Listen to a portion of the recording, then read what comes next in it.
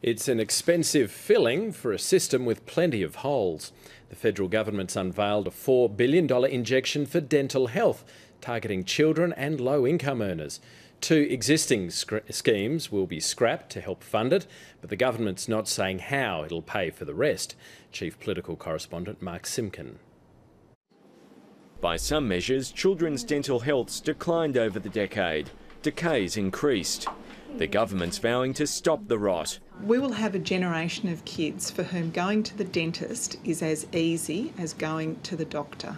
Oh, that is great. The Tooth Fairy's going to leave $4 billion by the bedside. Around 3.5 million children stand to benefit. The package gives people aged 2 to 17 access to free dental treatment, up to $1,000 worth per child over a 2-year period.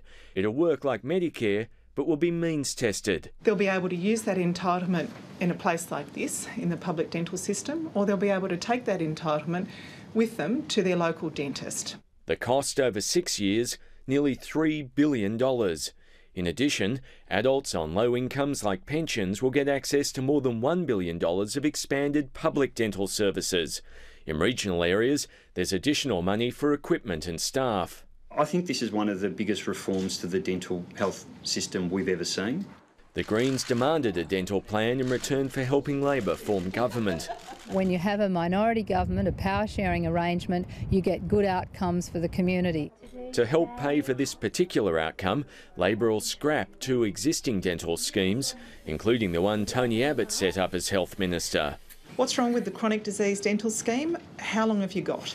This is a scheme that was supposed to cost $90 million a year that's now costing $80 million a month. The Health Minister insists a new package will still cost the government. This is new money that we will have to find.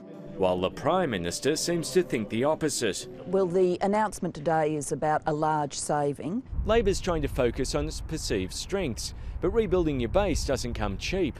It's talking about more than $10 billion for education, disability insurance and now dentistry, but has yet to say how any of those plans will be funded. Mark Simkin, ABC News, Canberra.